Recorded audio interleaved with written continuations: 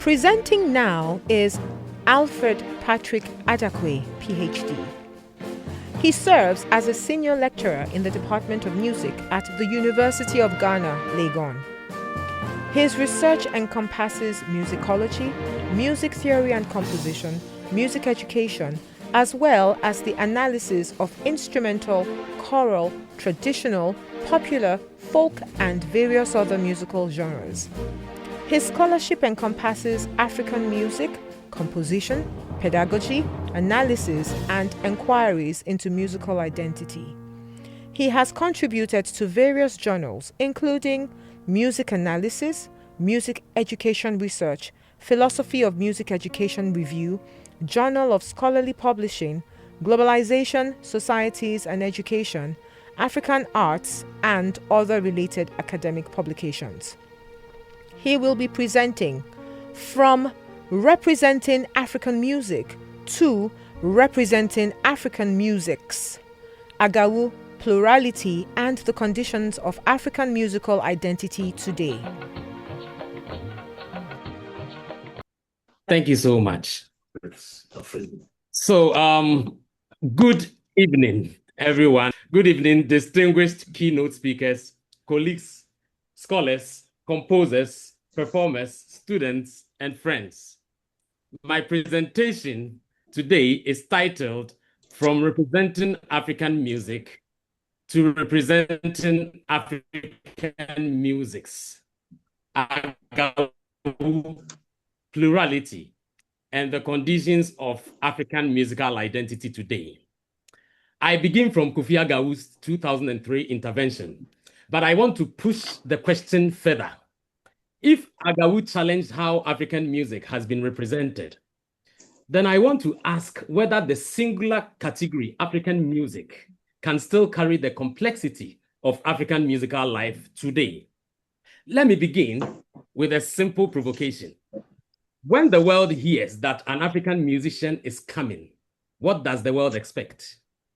Too often, it expects a drum, not a theory class, not a string quartet, not a fugue, not a piano sonata, not a film score, not electronic composition, not jazz analysis, not a conversation about harmony, counterpoint, or even digital archive. No, very often the world expects a drum. Now, I must be careful here. There is nothing wrong with the drum. The drum is not the problem. Many African drum traditions are among the most sophisticated systems of musical thought anywhere in the world.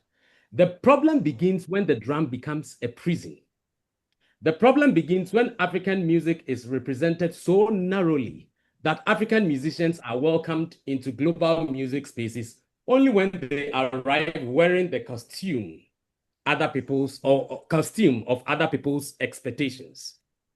The world often allows Africa to be rhythmic, communal, oral, traditional, embodied, and colorful. But it becomes uncomfortable when Africa is theoretical, modern, abstract, analytic, compositional, experimental, electronic, or even philosophical. So my question is this: who built this small room for African music? And why are we still living in this room? This symposium asks us to return to Kofi Agawu's Representing African Music, published in 2003. The book was not a small intervention. It asked uncomfortable questions about who represents African music, how African music is represented, and what kinds of power are hidden inside scholarly description. So my argument is not against the great Agawu. It is possible because of Agawu, but to honor a major thinker like Agawu is not merely to repeat him. To honor a major thinker is to continue the argument where he left it. Agawu challenged Western epistemological dominance and exposed how African music had been misread, essentialized, and placed within unequal systems of knowledge. But more than 2 decades later, we must ask a further question.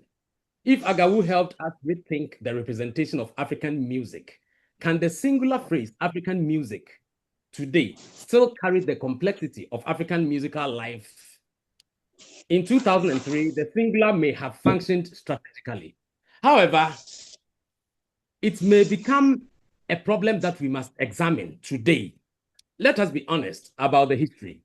The representation of African music has never been neutral. Early comparative musicology, ethnology, anthropology, and ethnomusicology helped produce music as a musical object. Hornbostel, A.M. Jones, Merriam, Inketia, Tracy, Blacken, Cubic, Kirby, and others gave us important knowledge, so we owe them serious engagement. But we must also admit that many other scholarly traditions helped consolidate a picture of music as a primarily rhythmic, communal, oral, functional, traditional, and most importantly, non-Western. Again, these features are not false, but the problem is that they became too powerful. They became the passport by which African music entered the academy. And when a passport has only one photograph, anyone who does not look like the photograph becomes suspicious. So when an African composer writes a piano sonata, suspicion appears. When an African composer writes a string quartet, suspicion appears. When an African scholar teaches music theory rather than drums, suspicion appears. People begin to ask, is this still African? But let's notice the hidden violence in the question. Thomas Poulet's critique of the myth of a singular African music in 2018 is important in this perspective. Poulet reminds us that the idea or the ideal one African music can flatten the continent's diversity. The plural African musics is necessary. But my argument today is that pluralization is not enough. Why not? Because even if we say African musics, we still have to ask what makes any of these musics African. What happens when a work is by an African composer but contains very little or no recognizable African material? What happens when music outside Africa carries African memory more strongly than music inside Africa? I leave you to think and reflect on the question. This is where my intervention begins. I propose that we shift the question from what is African music to under what conditions that music participates in African musical identity. This is not a trick. It is not an escape. It is a change in the intellectual task. The old question asks for a definition. It wants a list. It wants necessary and sufficient conditions. The new question asks how a relationship is formed. The new question asks, who made the music? Is it an African or who? Where does it circulate? Does it circulate within the continent or outside the continent? Who names it African? Westerners or institutions? Or who? Who refuses that name? What histories does it carry? What institutions validate it as African? What audiences recognize it? What musical materials does it use? What social work does it perform? What memories does it activate? What powers does it challenge or reproduce? So this is a different kind of musicology. Now, let me give an example. Agawu himself has drawn attention to African art music and to the problem of works that do not sound immediately African to many listeners. Joshua Uzoigwe's Ilulu, a piano work, is relevant here because its atonality, fragmentation, and lack of steady pulse sound closer to European modernism than to the stereotypical sound image of African music. So now what do? Do we expel it from African music? Do we accept it only because Uzoigwe was Nigerian? Or do we ask a better question? Here is one of the most important distinctions in my argument.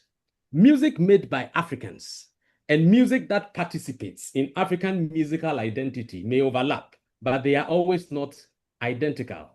An African composer may write a work that belongs to African musical history because of authorship, institutional context, education, and historical condition.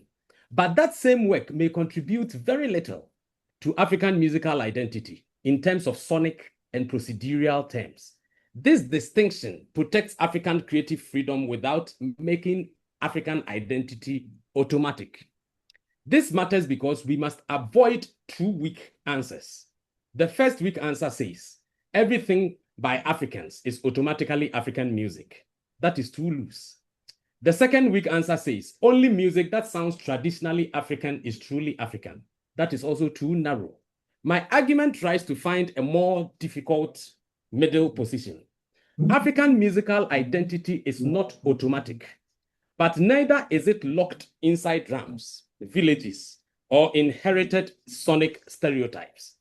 Diaspora complicates the matter further. Afro-Cuban Bata may participate in African musical identity through Yoruba religious memory, ritual power, diasporic and embodied transmission. Black gospel may carry African-derived performance principles through call and response, congregational energy, and rhythmic drive. Black British jazz may carry Caribbean memory, South African exile history, historical Black political imagination, and improvisation practice is also to be mentioned here. So Africa is not only a place. Sometimes it's a memory, a practice, a rhythm, a relation, a history, a wound, a return.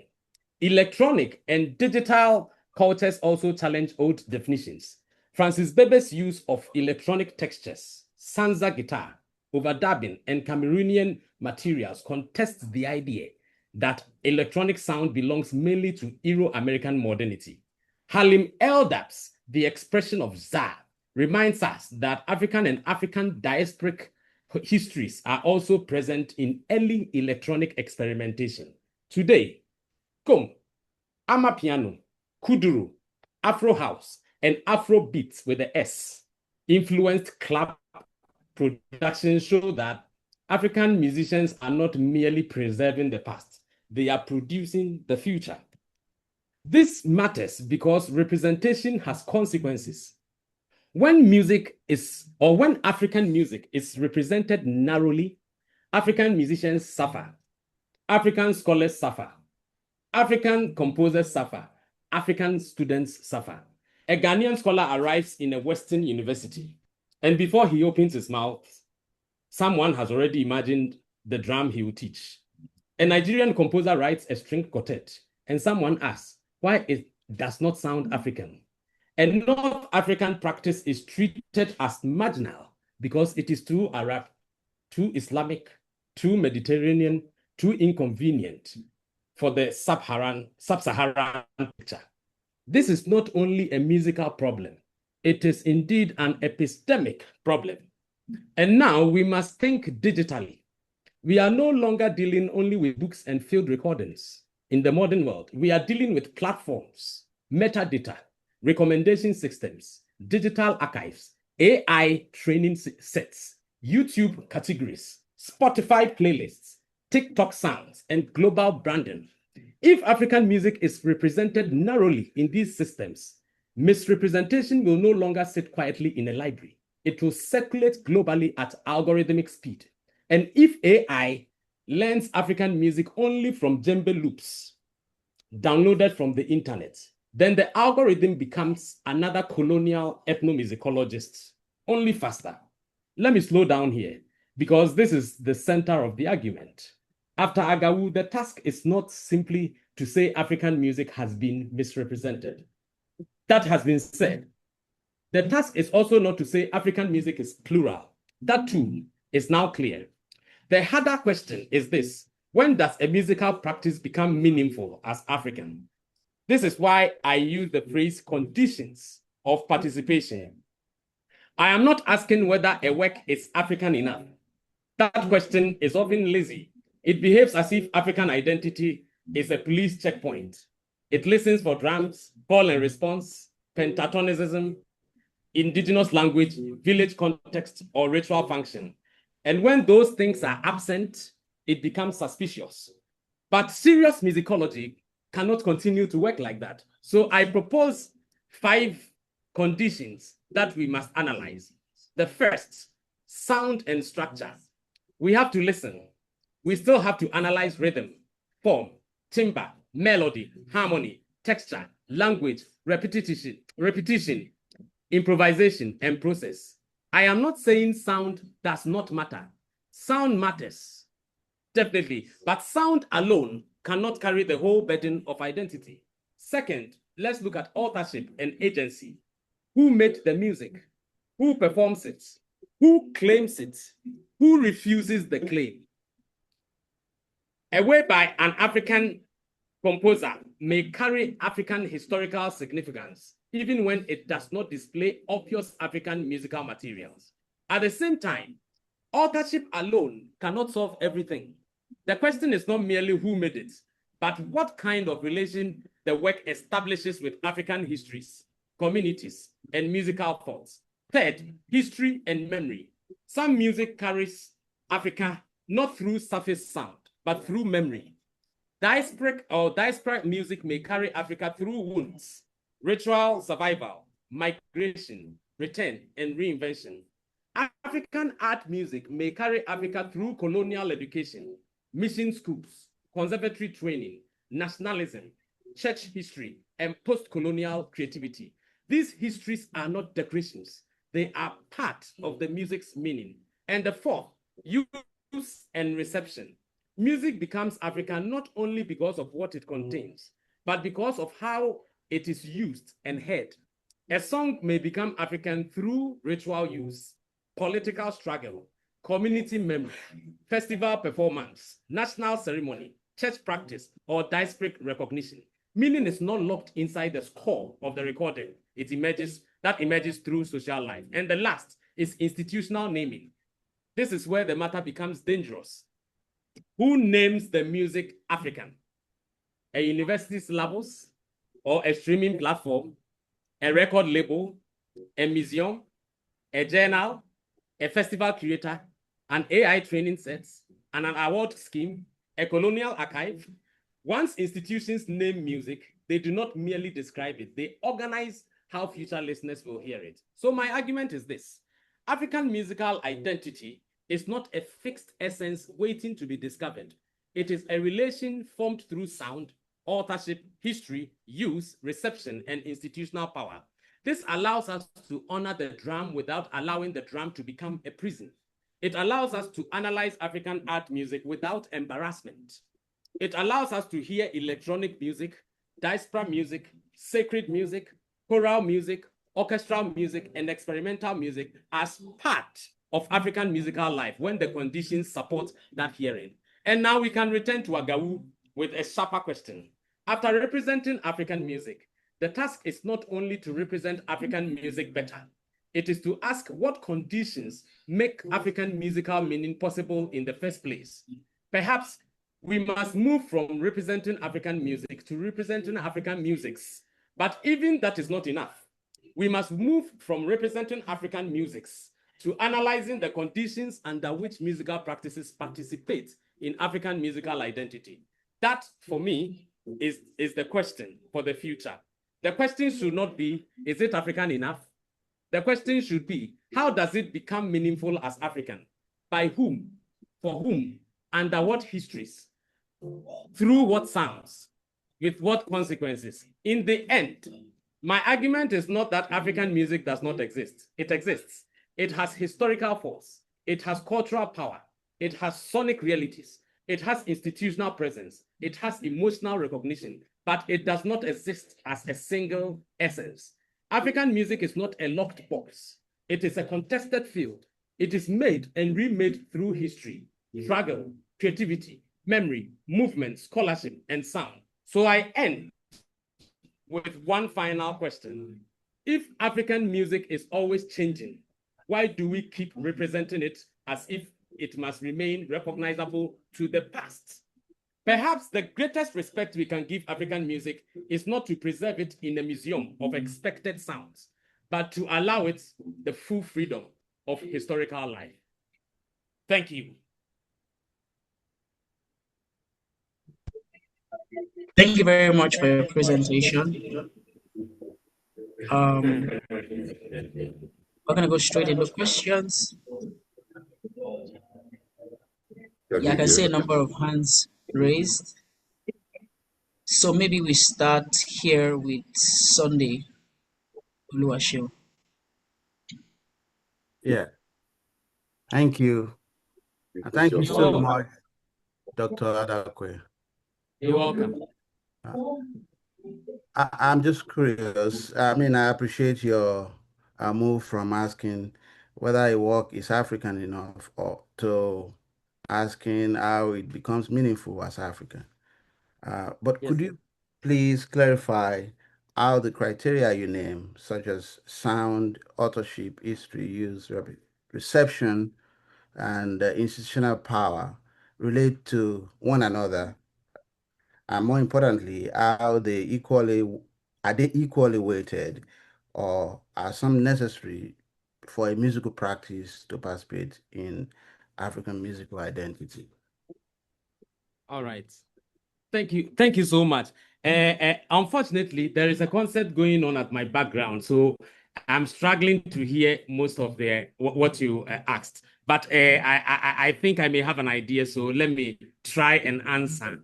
You know, when I'm talking about the participation of African music, let me give an example. We sometimes we would want to sometimes subtract colonialism from our history, though we wish it never happened. But whether we like it or not, it has happened.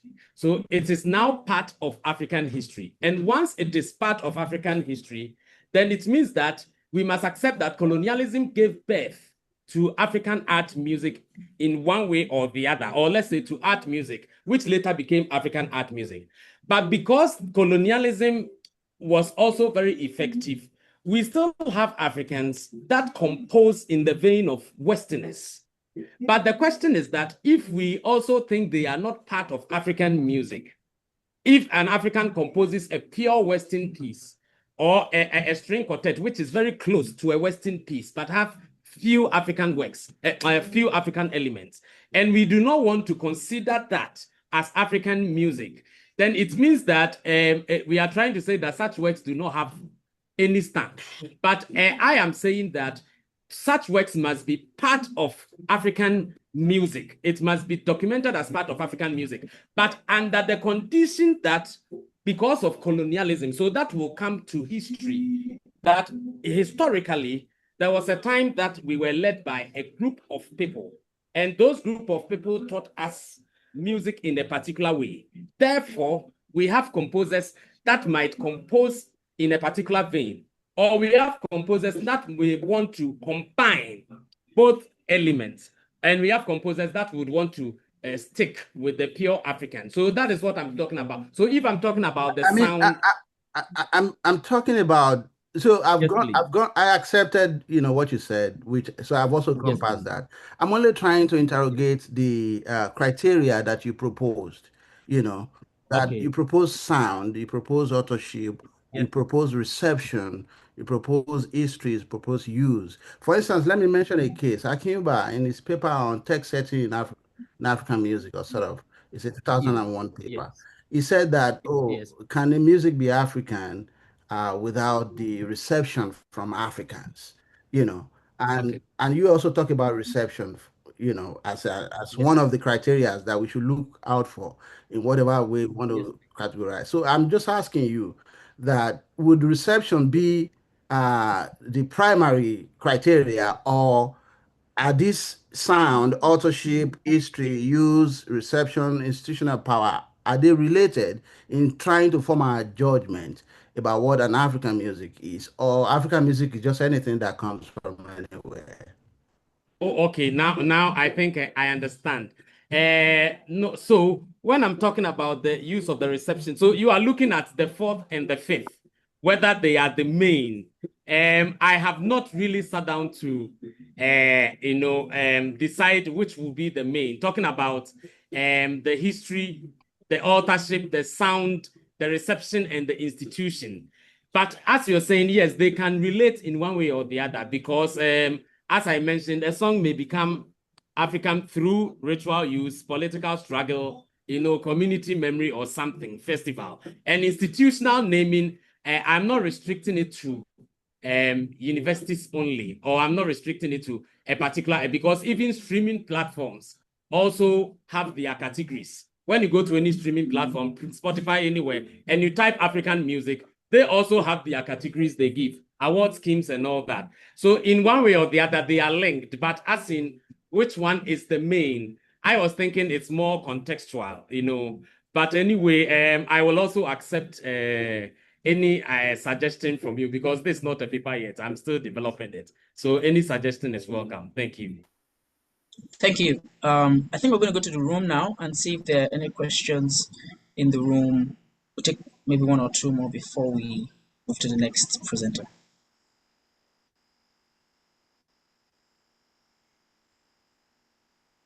Any questions in the room? All right.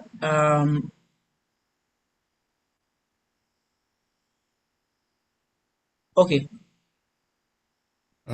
Thank you very much, sir. Your paper was so very engaging. You're welcome. Despite the fact that all of us here are actually tired, it re-energized us. You know, we just woke up with a lot of zest to listen to it. That's Thank you. really, really very, very Thank you. Thank you so much. And you know, you raised a lot of things. I mean, this is like a book. In fact, volumes of books. Now, I mean, in the midst of the things that you raised, you know, you said that you asked the question, who determines that a music is African? And who names it African? Yeah. Then you went on to reel out a milieu of people, groups, and institutions that have the potential of doing the determining and the naming. And all of the vast majority of the groups and institutions that you reeled out, most of them sounded dangerous because, I mean, they are not supposed to be the real stakeholders. You know, so now the question is, now, yes, please. Aside from what writers from like Kofi Agawu you know, I mean, writing, representing African. So what do we do? I mean, what is your recommendation? What do people like me and the rest of us here, what do we do to make sure that we, you know, we name this, you know, we do this naming, this appropriate naming, you know, and you know, of our music, of what is African music, so that to save it from all the potential sharks, you know, out there who can do the you know, the naming and the misrepresentation of African music. I just, you know, if you could maybe suggest some, you know, yes, parameters or people groups or institutions or some things that, you know, some more things that we could do to, you know, to take this to take the bull by the horn. Thank you. All right. Thank you so much. And I thank you so much for the compliments, you know, and also talking about what I think we can do. It is a bit of a difficult question for me because all my seniors are here, and these seniors are authority in African music. So to mention as in what I think we can do, I can just suggest, but it may not be entirely what it's supposed to be, because I know my seniors, Professor Agawu is there, Professor Modolo is there, and I have my senior here too, Professor George Daw is here with me. And I am of the suggestion that we need to start broadening the study of African music because of where the world is moving into. Because when we narrow African music just to traditional music or just to the kind of music that has been accepted by a particular group of people, we realize that it doesn't become realistic. Because when Westerners come to Africa, they hear different kinds of genres and different kinds of music. And at times they're even surprised the diversity of the music on the continent. So of course, in our classes, we can't treat all kinds of African music. But as much as we can, I think we may try to expand the scope of African music so that we will know that we have African art music, which is part of African music, which is not supposed to be an embarrassment in any way. And within the African art music, we have African art music, which is pure Western, African art music, which is hybrid, and of course, like the categories Uber gave, we have African jazz music, we have gospel music, Afro beats, highlight. I mean, we have a lot of music that we can discuss. So for now, that is the best I can propose. But I know that there are other proposals that others can also bring to bear. Thank you so much.